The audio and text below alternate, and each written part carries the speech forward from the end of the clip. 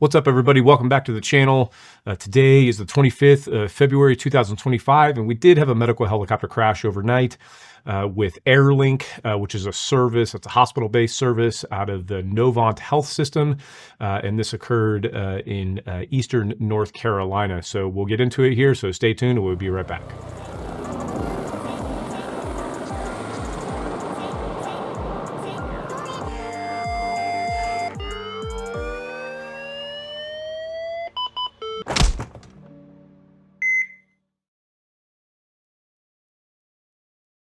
All right, so who is this service? This is Novant Health AirLink. And so Novant Health has been around for quite a while, but the name AirLink is actually kind of new.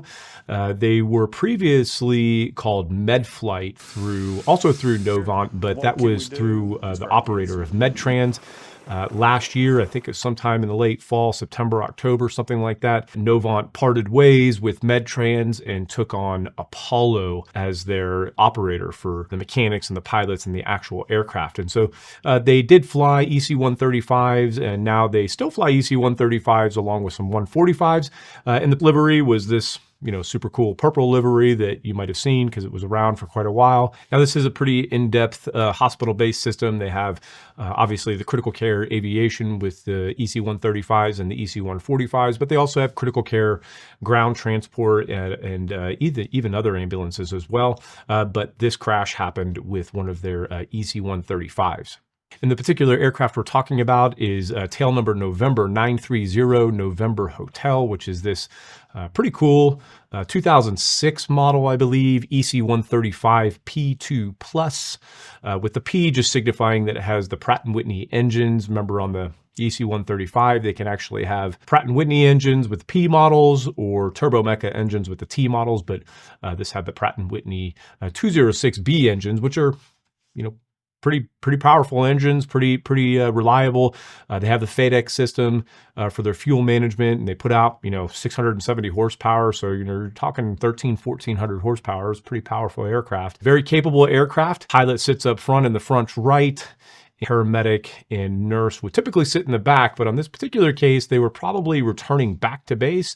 I don't know if this particular service allows med crew to sit up front, but if they do, like most services do, in an aircraft that has a bulkhead and has 2 seats up front, there very well could have been a med crew sitting up front, but we don't know that at this point. So all we do know at this point is that there was obviously a pilot on board, a flight nurse, and a flight paramedic. Now, there are no fatalities, which is super wonderful to hear, but the latest update just recently, I think, out of New Hanover County Fire Rescue, which might have been one of the fire departments that helped do this rescue, did report that I think at least two of the folks on board did have severe injuries. Okay, and so as we jump over here to the ADS-B data, we can see an awful lot of information. Just keep in mind, remember, 5 hours behind this time that you see here for Zulu time. And then the altitude, roughly you're going to subtract about 40 to 50 feet off of this altitude, and that's going to be what they were flying at, because the elevation around Wilmington, along the coast, it's 40 to 50 feet. And so remember that this company AirLink, I think they have 4 bases in Richlands, Whiteville, Bolivia, and Salisbury. And I think that this aircraft was based out of the Richlands base. But if we go back to yesterday, so this is February 25th, which is today. But if we go back to yesterday, at least by Zulu time, look at how busy they were. This is a busy service. And so when you look at the legs, I mean, it's 16 legs that they flew yesterday, including the 2 legs today. So you're looking at 18 legs really in the last 25 hours leading up to this crash. So they're super busy. And so when you separate the legs out, it appears, like I said, their Albert Ellis Airport, I believe, is going to be their base.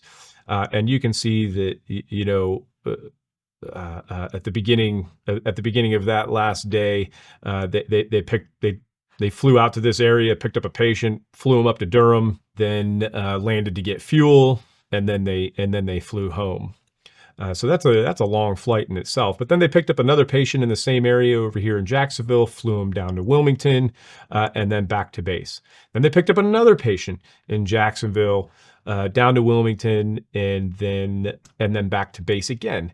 Then they flew out to this area, down to Wilmington, and back to base. Then they flew south one more time, took another patient to Wilmington, and back to base. And then late last night, or not late last night, but maybe about an hour before the crash at 2300, which would have been, closer to about 6 p.m. Local time, they flew out to this area in all the way out on the coast here in Morehead City to another hospital, and then flew that patient. Sorry, I jumped ahead. They came out here to this hospital and flew that patient all along the coast. Now, it kind of stops right here because it's jumping ahead from one day to the next on Zulu time. But then they fly this patient all the way into Wilmington right here. So here's the last part of that flight going into Wilmington. And so now, after all of those flights that you just saw, and again, it's probably not the same crew, it's probably not the same pilot, because we're talking about 25 hours worth of time, but maybe the same med crew was probably on the majority of that, and I'm sure they switched out pilots somewhere. And so at the end of all that, now they are flying home, and this is going to be the accident leg. And so they don't make it very far. They're just about 3 miles north of 3 miles northeast of the city. We can kind of throw this up here and kind of get their main data points. But flying about 125 knots and about 900 feet. If you're like me, one of the first things you think of if it's dark and you're flying that low and there's a helicopter that suddenly falls out of the sky, you're thinking birds. We'll kind of talk about that in a second. I don't know if that had anything to do with it, but certainly, flying that low at night, it's not always going to give you the most room for error, right? I keep telling you guys, altitude is your friend, especially if you did have a bird strike or something like that. But they're flying along very, very smooth, headed back to base, 124 knots, 900 feet, about 850 feet above the ground. And then their transponder goes off right here. But let's switch over to the data that's on the KML data, and it kind of overlaid into the Google Earth there, and we'll see what that looks like. Okay, and so over here in Google Earth, this is just going to give a little bit better of a visual of their elevation and their path. You can see that they took off from their hospital after dropping off that patient, and they increased in altitude to about 850 feet.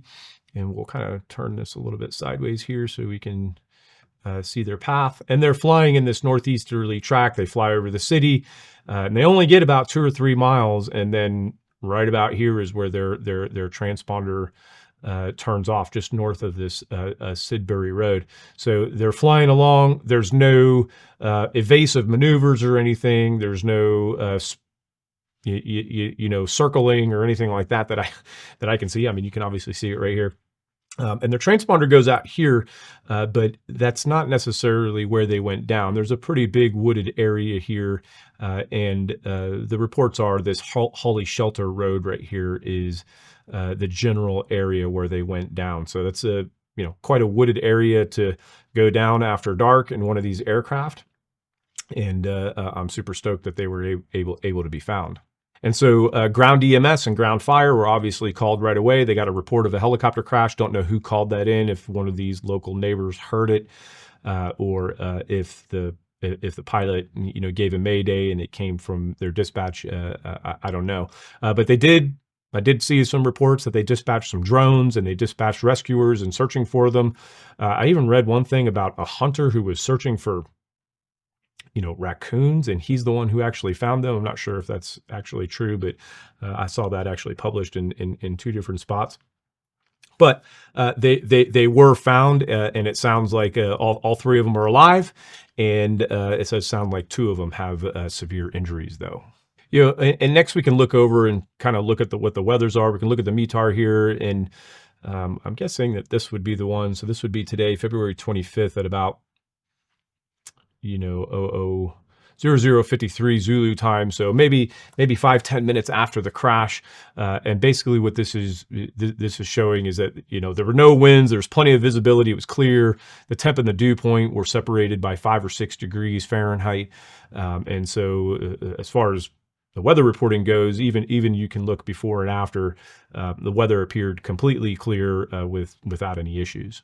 And then you can also just jump over to, this is weather.us, where you can just look up past Doppler radar for like the past 2 weeks. And, looking at last night, roughly around the crash time, again, the whole country was pretty clear. The weather was pretty nice the last couple of days across most of the country, except for up here in the northeast or the northwest, the northeast, and down in Florida. So there's really nothing over North Carolina on radar. And again, the weather looked fine.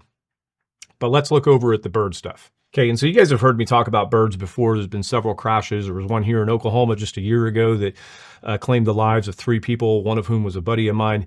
And so, the risk is real. And so I'm not saying that had anything to do here, but we can at least go back and look at what some of the maps were.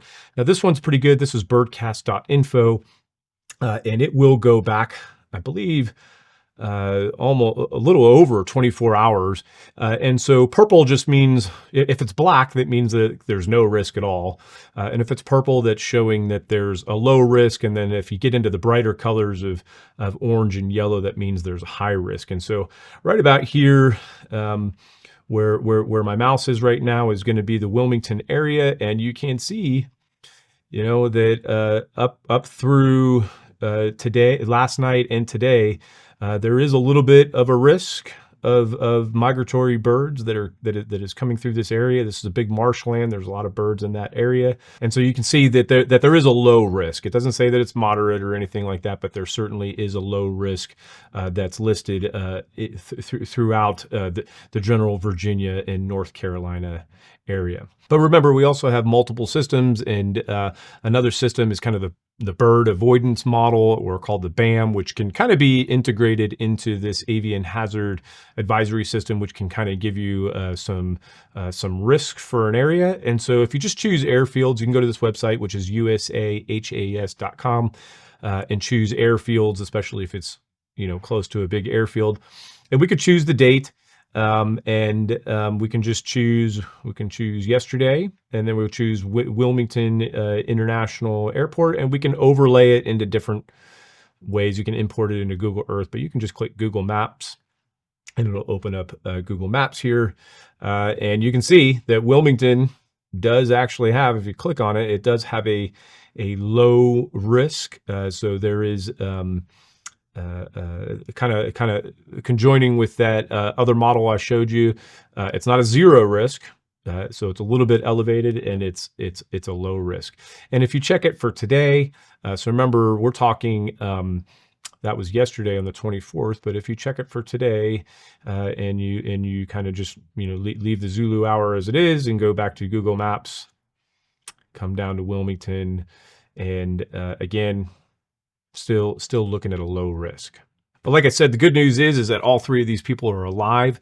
And when it comes to the investigation, the NTSB is already on scene. They're already working on this accident. They're going to do an in-depth investigation, and they're going to get data points that sometimes are impossible to get if you have fatalities and you have all 3 people there. So they're going to be able to ask the pilot what it was that they encountered. They're going to be able to get the data from the helicopter. I'm not sure if this particular helicopter was outfitted with a video recorder or a cockpit voice recorder or not. But at least they'll be able to get the data points from the helicopter itself and the pilot to see what might have happened. And you could probably expect a preliminary report sometime in the next couple of weeks. One thing that I do want to point out, we obviously don't know what happened. The weather was clear. The bird forecast was slightly elevated, with low, because it wasn't zero, it was low. But other than that, we don't know beyond that. But one thing that I do want to point out is that these guys crashed into a wooded area. And for all my flight medic and nurse and pilot folks across the country, sometimes we just breeze over that crash survival aspect of like our training and stuff like that, because we think, well, we fly in the big city, if we go down, someone's going to find us right away. Well, it's not true. And it's not always the case, because I've interviewed many folks over the years and spoken to a lot of survivors over the years who have found themselves stuck overnight, stuck for 12 hours, 24 hours. We know that there's been an incident out west in the last, 10 years where they were out there so long that probably contributed to the death of at least one of the crew members. And so we're not going to go too far into the training sitting here on this video right now, but that crash survival training that you have of some of the main points of sticking with the aircraft and the temperature. I mean, it was chilly.